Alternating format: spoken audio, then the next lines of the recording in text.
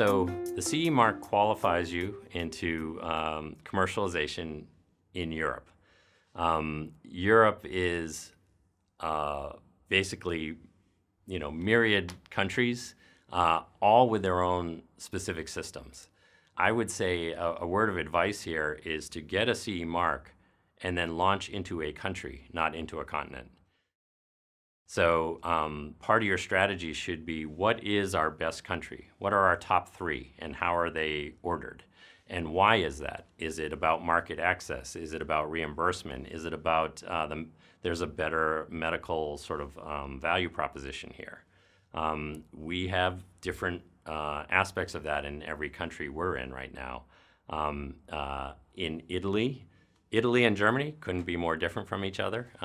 Italy, as far as the system goes, there's a Ministry of Health.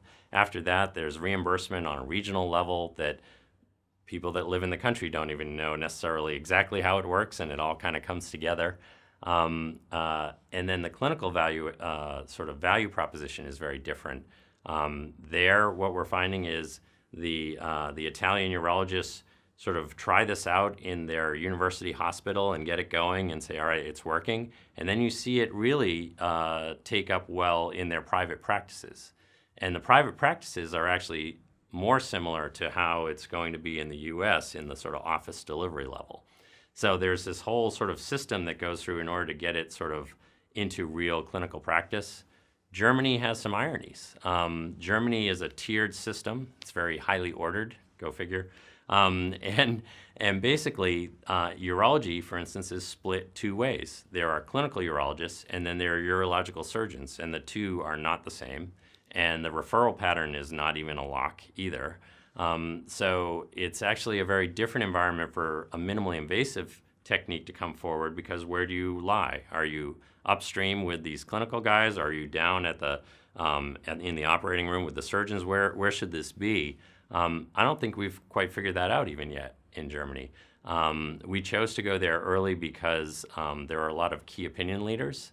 And what we chose to do in Europe was to selectively launch and in a way create a clinical base in creating European data at key centers while selling the device, so that there's a level of commercialization going on.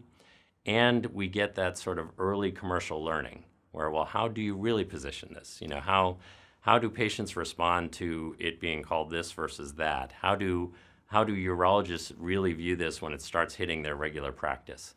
Those are things you can only learn when you are commercializing.